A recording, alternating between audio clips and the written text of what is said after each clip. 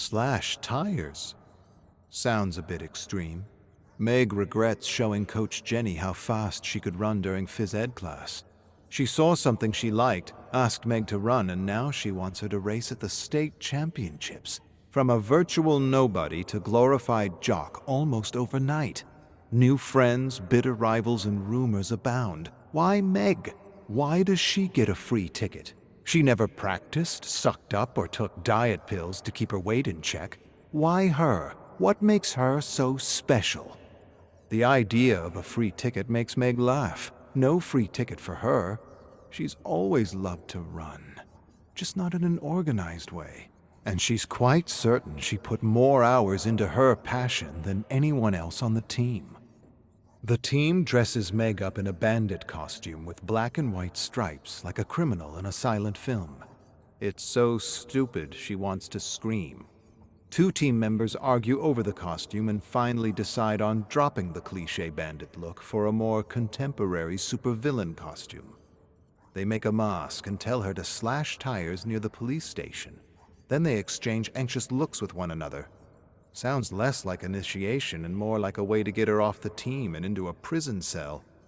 Dana gives her a strange look, a dirty look. Seems like she has an upset stomach, gas even. She hates Meg for beating her time and probably wants to see her locked up. The rest of the team thinks up supervillain names for Meg: Street Rusher, Super Blaster, Dare Diva, whatever. They're all stupid. Just choose a name already. Dare Damsel Meg bolts through the streets, stirring up laughter and attention. She feels stupid and scared at the same time, lurking about in her supervillain costume. Meg pushes down her fear, composes herself, focuses her thoughts. If they want a slash tire, they'll get one and more. I'll go straight into the belly of the whale and pull out a rib. She laughs at the image, wonders where it came from, and realizes it's from one of the stories she recently read to her mother to help her fall asleep despite her deteriorating condition. Doctors don't know what she has, and they can't afford the doctors anymore. Don't let your thoughts betray you. Meg pushes her grief out of her mind as pedestrians laugh and point at her costume. I'm going to target the police and set the record of this stupid hazing ritual. Determined, Meg approaches the Colorado police station with her heart beating at a record-breaking speed. She kneels behind a cruiser, hesitates. Her hand trembles involuntarily. She's not used to breaking the law. She takes a deep, calming breath. First time for anything. Then, with a pocket knife, she slashes a tire, yanks a piece of rubber off, and backs away. Before the officers realize what's what, Meg's a bolt of lightning. Her heart's pounding in her throat. Her legs are a blur. The police give chase but eat her dust. She returns to the team with a piece of slashed rubber and a new team record. A police cruiser. An actual police cruiser. Beat that! The team laughs and jeers, except for Dana, who stares at her with her usual gas face. No one on the team has ever done anything so bold. Welcome to the team, Dare Damsel Meg. Meg is the talk of the school, and she likes it. Coach Jenny tells her she still needs a lot of work in the mechanics of running. She doesn't even know what that means. She's been running in the mountains with her mother for years, and she never had to learn the mechanics of running. Coach says for the next few practices, she needs to improve her confidence on the starting line. Sure, that shouldn't be a problem. Coach spends a lot of time with Meg, and many on the team are beginning to take notice. Dana makes snide remarks in the shadows about Meg's body being disproportional, about Meg having beginner's luck, about how Meg's legs seem disproportional to her torso. Meg ignores her, refuses to dignify her jealousy by responding to it.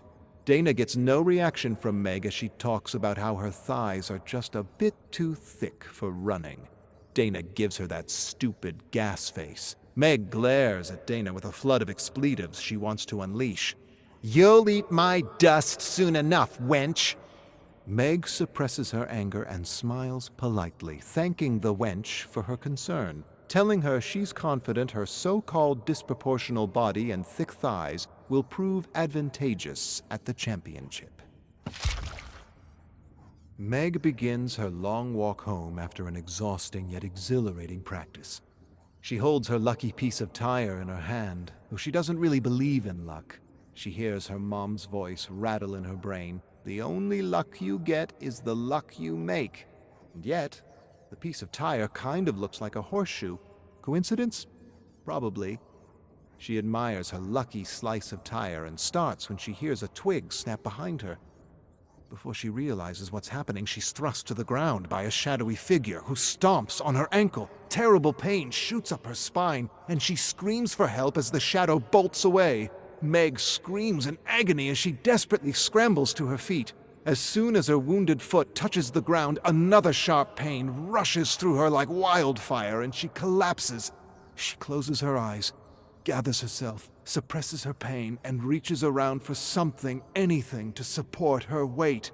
A moment later, she grabs a thick, gnarled branch and shrieks as she forces herself to stand. Every step home is like a hammer smashing at her ankle. The doctor tells Meg her foot is fractured in several places and she should probably stay off it until it heals. She shambles out of the office on crutches with her mother by her side. Meg can sense she's worried about her and how she's to settle the bill without insurance. They drive home in silence. "Mom, I'm sorry." Meg breaks the silence. Her mother shakes her head. "Don't apologize, Meg. There's no need for that. I'm just glad you're okay.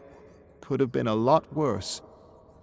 Meg nods and replays the assault over and over again in her mind. The push, the kick, the stomping. Nothing about what happened makes sense. The perpetrator didn't mug or try to steal anything from her. Meg's mother breaks the silence and asks if she remembers anything about the man since they spoke to the police. Meg shakes her head. "I'm not even sure it was a man."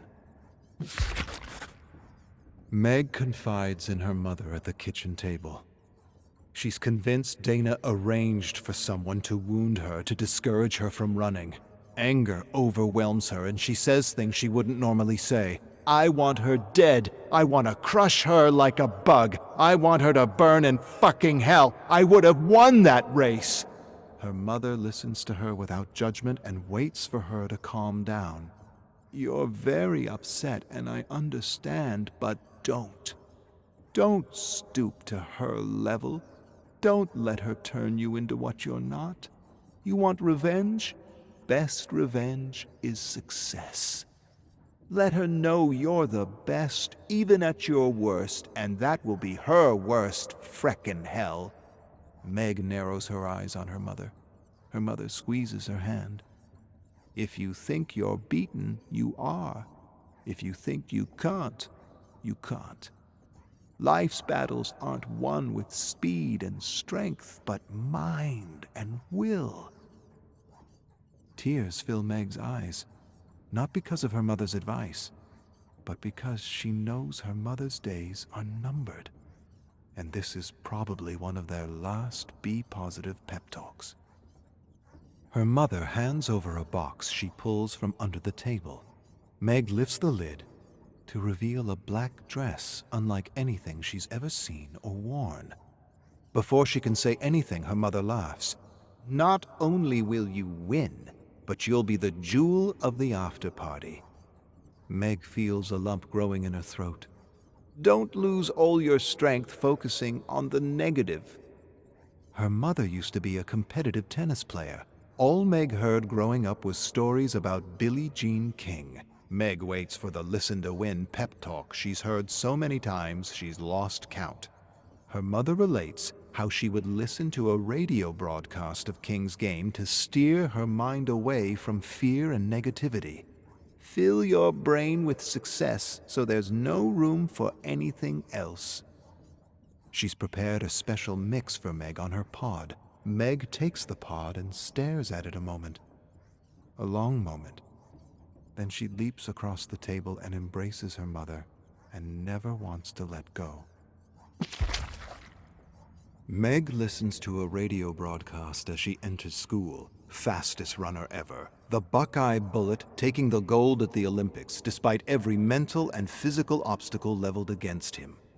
She listens to the same broadcast over and over again. Fill your head with wind so there's no room for fear or doubt. Coach approaches Meg as she puts her pod down beside her. I heard a nasty rumor that Dana may have had something to do with your leg, and I've decided to pull her from the race. Meg shakes her head. Please, don't do that. I'm going to beat her, Coach, and I'm going to win. Coach's eyes widen. You're going to do what? You didn't just say you're going to win. You're not actually thinking of running on that foot. Meg hesitates, then lies. Doctor says it's fine and that it's just a little bruised. Coach touches the foot. Meg shrieks. She gives Meg a skeptical look, sighs, says nothing else, and leaves.